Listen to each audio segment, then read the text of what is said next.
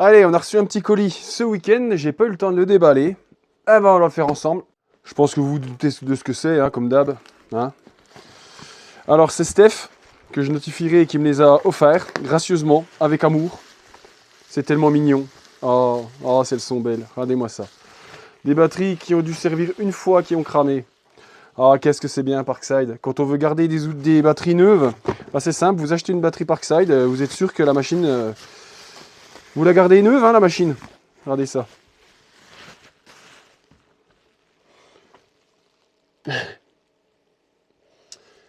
À peine utilisées une fois, elles sont déjà grillées. C'est beau. Ah, c'est des séries qui sont comme ça, on ne sait pas pourquoi. Donc le voyant, on appuie, il n'y a rien du tout. Donc on va ouvrir ça ensemble. Il m'a envoyé des petites, de la colle aussi, c'est une sorte de colle bicomposant. Normalement c'est pour l'acier ou je sais pas quoi. Je verrai, je m'amuserai avec. En tout cas, merci à toi, tip top aux petits oignons. Allez, c'est bon, c'est ouvert. Donc on va essayer de ne pas perdre les vis. J'ai une boîte à vis. Vous voyez tout ça là? C'est toutes les batteries Parkside que j'ai pas pu réparer. Donc vous faites le calcul, hein. Il y en a quelques-unes qui sont parties à la dèche. Hein. Alors, qu'est-ce qu'elles ont? Je déballe en même temps que vous. Alors, ah, allez, je vais vous montrer ça tout de suite. Alors, pour la batterie 4 ampères, regardez, il n'y a même plus la résistance. Alors, je sais pas s'il y a quelqu'un qui a déjà essayé d'intervenir dessus, mais toi qu'il en soit, c'est sûr que le module Bluetooth est foutu. Ça a fait cramer le régulateur, puis la résistance. La batterie 8 ampères, je vous montre tout de suite. Rebelote, regardez, il est tout cramé. Vous savez quoi? Pour le plaisir de vos yeux, je vais essayer de les réparer les deux dans cette vidéo.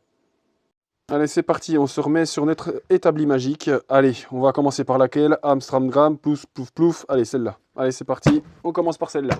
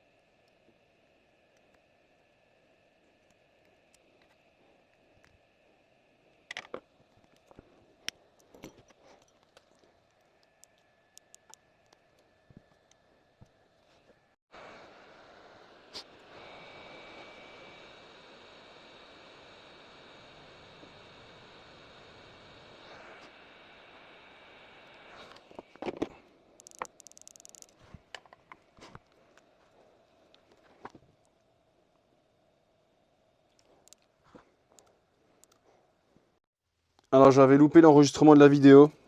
J'avais mis un régulateur, elle ne marchait pas. Je me suis dit, ah ben merde, le BMS est peut-être foutu. Du coup, j'ai pris un autre jeu de... J'en ai ici, et j'ai pris ceux-là qui étaient ici. Alors normalement, je ne sais pas si vous voyez la ref. Ah, c'est pas évident de voir. Si on voit un petit peu. 75-33. Normalement, ils sont fonctionnels. Mais à vue de pif, celui que j'ai mis, il n'allait pas. Alors j'ai mis ceux-là. Hein. Alors, je sais pas si on va voir. Ça va être les mêmes. Hein. Oui, c'est exactement les mêmes. Et là, ça fonctionne. Donc maintenant, ce que je vais faire, maintenant que je fais à tous les coups que je répare, je vous montre.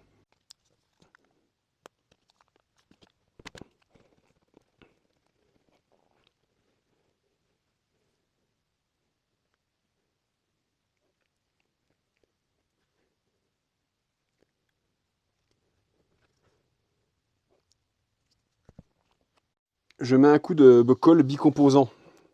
Parce qu'en fait, c'est la résistance que je soude ici, c'est un tout petit point et c'est super fragile. Et j'ai remarqué que la soudure pouvait péter. Alors pourquoi est-ce que je ne remets pas une résistance à la place de celle-là? Parce qu'en fait, celle qui est ici, c'est grossièrement celle-là, c'est la même. Alors c'est très dur à souder ici. Faut vraiment être minutieux, pas bouger, ça a tendance à se décaler, ça peut même faire cramer le BMS si on fait de la merde. Moi, j'arrive très difficilement à la souder. Je trouve que c'est assez compliqué. Alors les personnes qui ont l'habitude vont dire que bah, c'est super facile. Mais les résistances à cet endroit-là, je sais pas si j'en ai une par là, je vais vous montrer la taille qu'elles font, c'est juste un sketch, le bordel. Voilà la taille des résistances, vous voyez la Bruxelles. Hein. C'est minuscule par rapport à mes doigts. Et c'est très dur à positionner. Alors avec l'aide de professeur Ney, eh ben, il a trouvé cet emplacement-là. Donc de ici à ici, ça fait le même taf. Je vais vous montrer sur le BMS. Alors vous avez un BMS là qui est ici. Donc vous avez le point. Là comme vous voyez, là ça a pété. Là la piste elle a cramé. Donc ici, on est là. Et ça fait tac, tac, tac, tac. Et ça vient en fait sur le point ici. Et l'autre côté, donc R44, donc de ce côté-là, moi je pense que c'est la piste, c'est la même que celle-là. Enfin, c'est ce qu'il en a déduit, parce que moi j'y connais que dalle. Donc la piste qui est ici, donc peut-être le moins qui est ici, bah, c'est un moins commun, ou je sais pas quoi. Et du coup, en se prenant ici et ici, bah, ça fonctionne.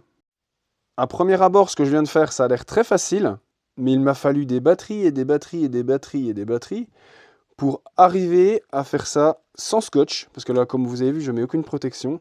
Parce qu'avant, si je mettais pas de scotch de protection, bah, je faisais tout voler. Donc j'ai trouvé le juste milieu de soufflerie pour avoir la bonne température pour faire fondre l'étain, de manière à remettre le régulateur sans problème. La petite résistance, je m'approche pas trop près pour la faire sauter, mais elle saute assez rapidement. Alors avant, je faisais sauter les composants qui sont ici, ceux qui sont ici. C'est assez minutieux à faire. Donc les personnes qui pensent que c'est facile, ça ne l'est pas. Ça a l'air franchement facile en vidéo, mais ça ne l'est pas du tout. Donc j'espère que cette petite vidéo vous a plu, pardon. Et encore merci à toi Steph pour cette petite batterie.